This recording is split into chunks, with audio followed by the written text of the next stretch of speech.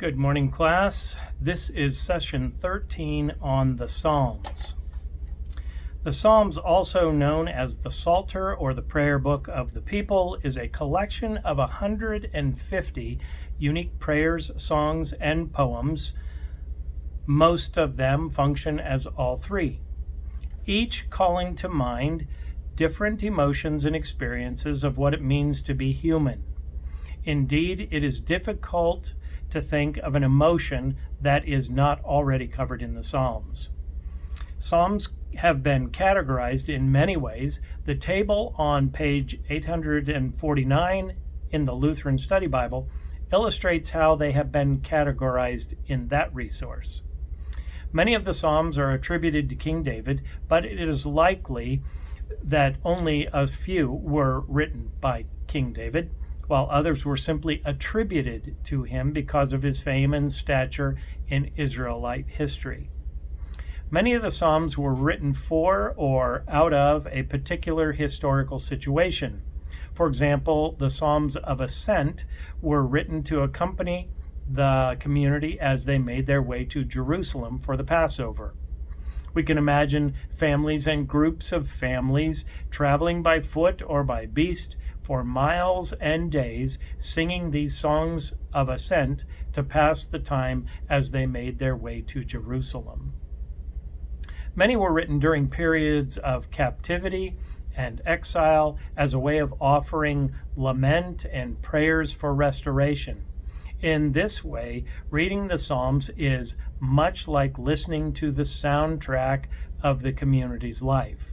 They allow us to discern the emotional pulse of the community at various times. By reading or praying Psalms of antiquity, we get language for our own emotions and experience as the people of God. They provide us with a template for incorporating our feelings into our faith and our relationship with God. The book of Psalms gives us words to use in our prayer lives and expands our understanding of prayer. The Psalms both model and inspire in us artistic, creative, and emotionally honest prayers. The Psalms also permit us to express anger and disappointment toward God.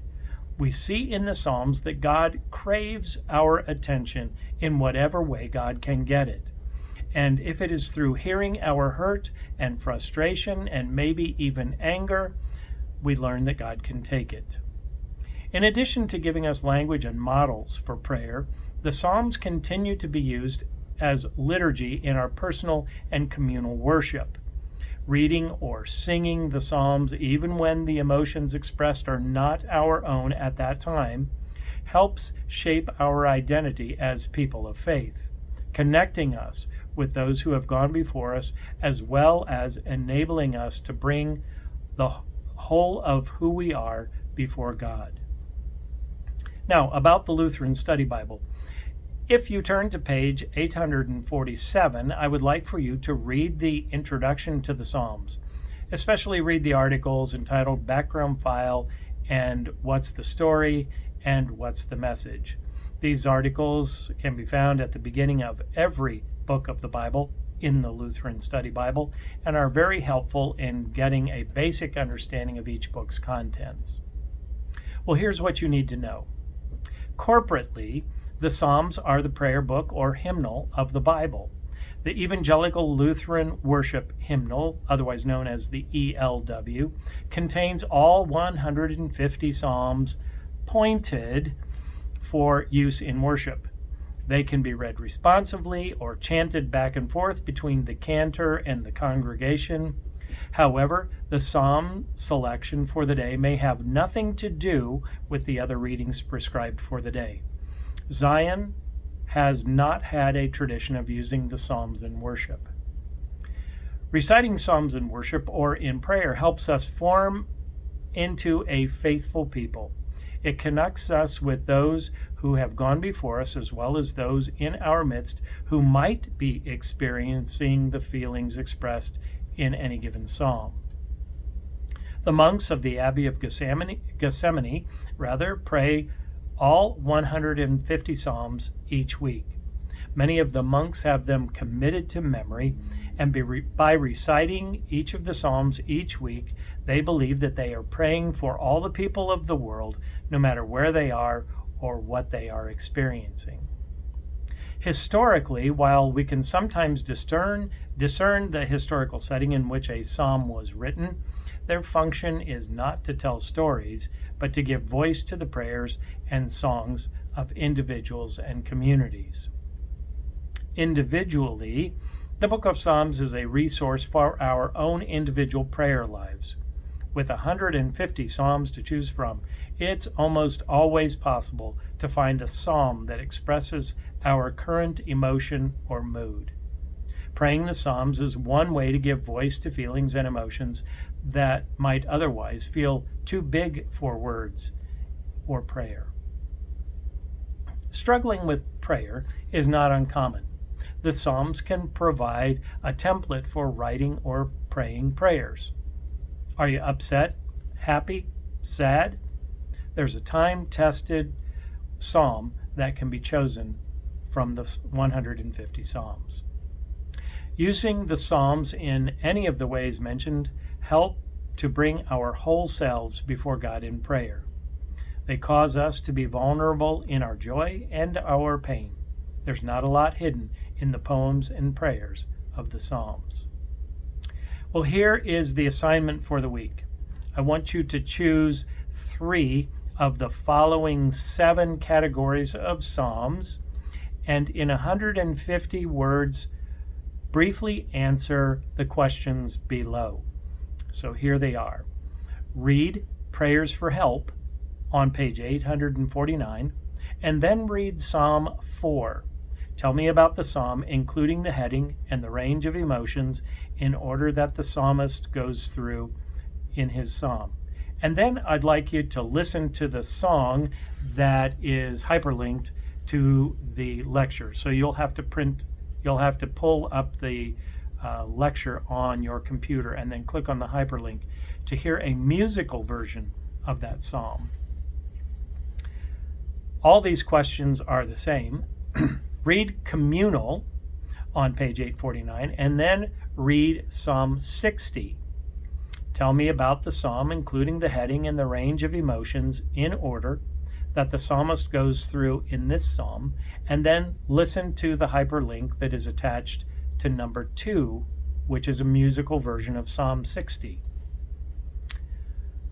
3, read Hymns of Praise, and then read Psalm 47, and again, tell me about the psalm, including the heading and the range of emotions in order that the psalmist goes through in this psalm. And then I have once again given you a musical version of Psalm 47 that you can click on the hyperlink and listen to. Number 4, read Creation Psalms on page 849, and then read Psalm 8. Tell me about the psalm, including the heading and the range of emotions in order that the psalmist goes through in this psalm, and then listen to the hyperlinked song, a musical version of Psalm 8. Number 5, read Enthronement Psalms on page 849, and then read Psalm 95. Tell me about the psalm, including the heading and the range of emotions in order that the psalmist goes through in this psalm. And then listen to the hyperlinked song that I have attached, which is a musical version of Psalm 95. Do you see a pattern happening here? Number 6, read Liturgies on page 849, and then read Psalm 118. Tell me about the psalm, including the heading and the range of emotions in order that the psalmist goes through in this psalm. Listen to the following song as you read along, and once again, a hyperlink to a YouTube video, which is a musical version of Psalm 118. And then finally, number 7, read Trust Psalms on page 850. Then read Psalm 46. Tell me about the psalm, including the heading and the range of emotions in order that the psalmist goes through in this psalm. and then listen to the song that I have hyperlinked there for you, a musical version of Psalm 46. Now, all of these hyperlinks are modern, very modern versions of these psalms, some done by modern contemporary Christian singers right now. There's a couple of maybe church bands that sing one or two of them. Anyway, you'll enjoy any one of the 7.